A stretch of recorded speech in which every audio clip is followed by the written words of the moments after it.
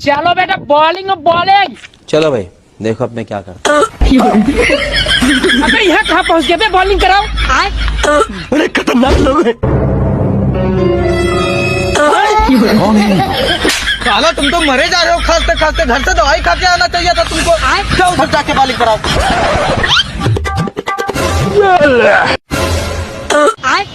ये कैसे हो गया? ये आउट है।